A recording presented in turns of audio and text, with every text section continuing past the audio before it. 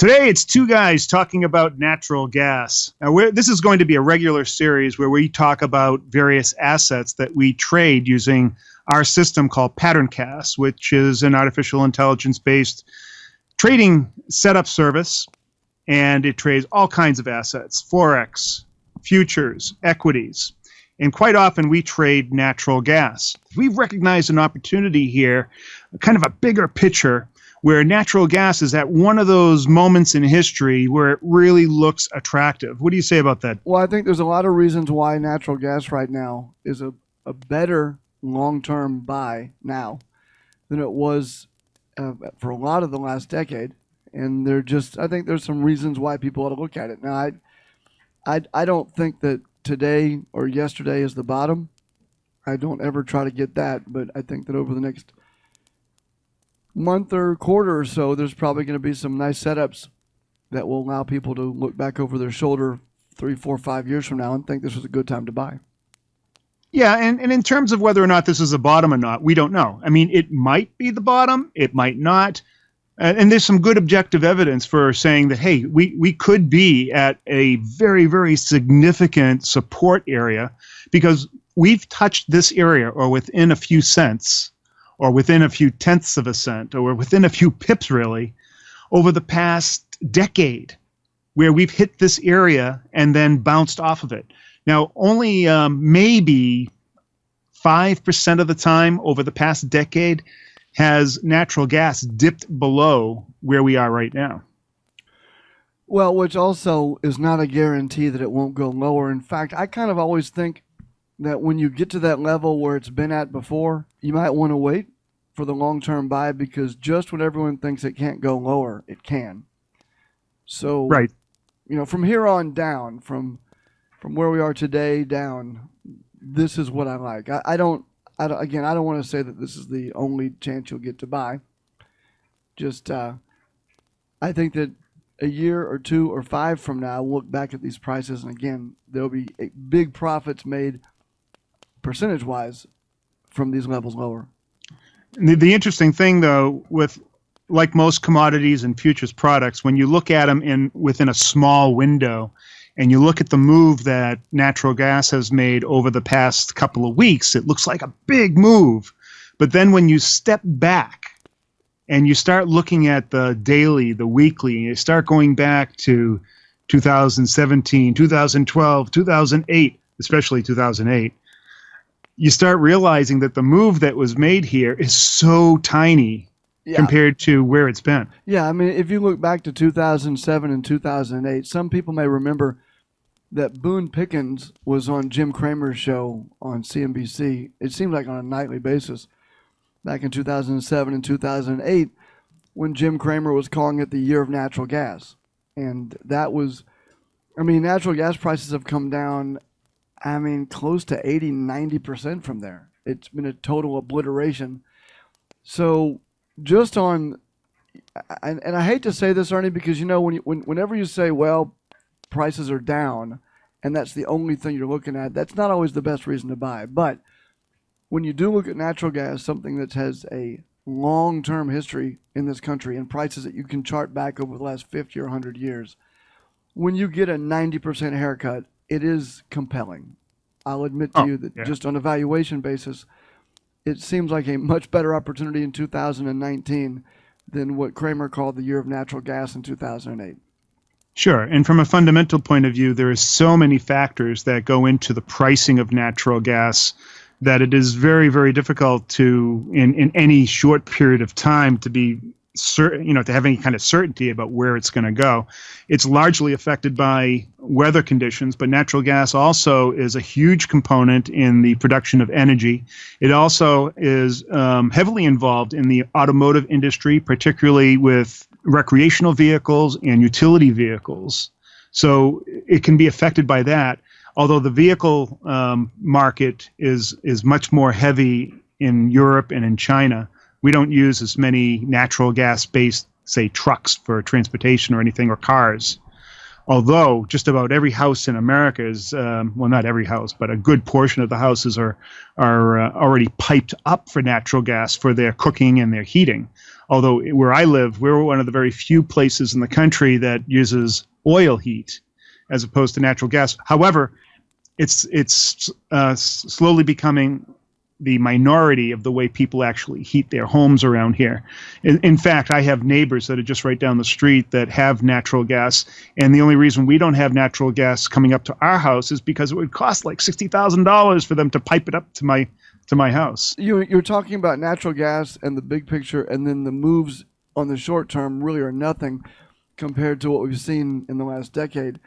Well, that's never more true than when you read an article like this morning at a website called naturalgasintel.com. The headline is "Cooler Weekend Forecast Add Demand to Bearish Pattern. Natural Gas Futures Called Higher." And I want to read the first paragraph of this. Natural gas futures were trading slightly higher earlier Monday after guidance trended somewhat cooler over the weekend. But forecasters continued to view the coming pattern as bearish overall. And what they're talking about is that, it's cooler over the weekend. And so you might think, well, this is going to affect short-term pricing. Well, it did. It bumped it up a little bit, but I think 2.5 cents. But the long-term forecast for the year, starting now, is it's going to be a lot warmer on the coasts where most of America lives. So the short-term forecast is really not doing much for prices when you look at the long term. And so anyway, I just think that where we are now, it's just like you're talking about blips on the radar. Over the long term, though, I think these prices are going to come back because I think, number one, I think inflation's coming back. I know a lot of people don't believe that, but we are going to see inflation coming back. Number two, I think that there will be increased pressure in the U.S. to find other sources of energy for things like trucking and vehicles.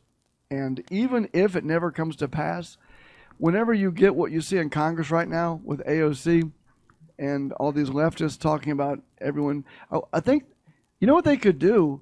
They could take all those cow farts and they could pipe that into some sort of fuel alternative, couldn't they? So you could take the cow farts and turn. It's natural gas. It's about as natural as you get, right? Right. So I guess I'm not being funny here. I'm saying that with the pressure from a lot of folks on the left and the mainstream media and all this ginning up of global warming problems that don't really exist, there will be a move in alternatives to gasoline.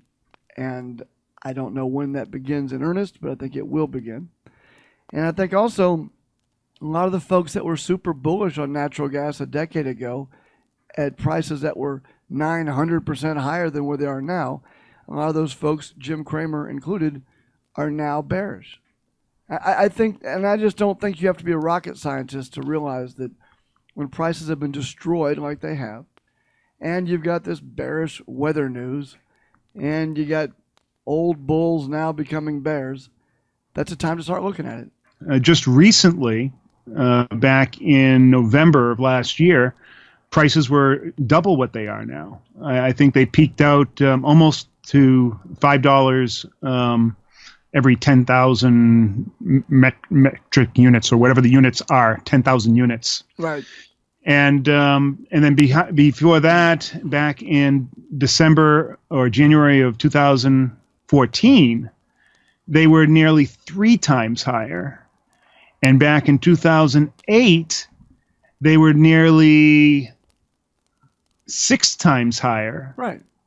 And then back in 2005, they were, well, they were 8 times higher. I mean, it's just incredible. They were just, and they're huge. And these times when it peaks or spikes, that's exactly what it's doing. It's spiking. There's some kind of mass psychosis that goes on when natural gas starts getting on the move. It just goes, and it's like another mini bubble. Natural gas is something that's very easy to trade on the futures with futures contracts, and you can trade that with. And you can also trade vehicles like UNG, and there's all sorts of natural gas-related stocks. There's across the spectrum of ways to trade natural gas. You know what's really interesting, too, about the margin that's required for trading natural gas, and especially considering the amount of volatility that has historically been in the price, that the margin is very, very low. For $1,600, you can hold on to a natural gas contract, which compared to the ES, for instance, the E-mini S&P 500, which is $6,500 today, and doesn't move nearly as much. I mean, it seems to be at least the bang for your buck is there. Because normally the CME will price something, the margin anyways, on relative terms, in terms of the perceived risk to the investor. It's a relatively low price for something that would seem like a big mover. Well, also, there's micro contracts on that natural gas too. Yes, they're 1/10 the size. So instead of moving $10 per tick, it only moves $1 per tick. That would allow someone to trade natural gas, and even on a small account, be able to sleep at night.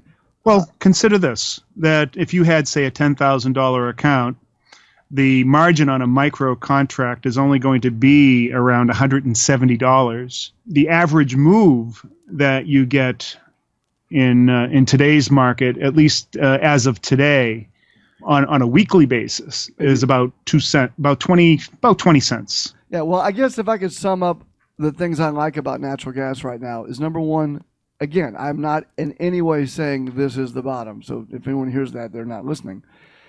I think where prices are now and lower offer an interesting opportunity because, number one, prices have been destroyed from levels where people were wetting themselves to jump in and pushing people into this stuff.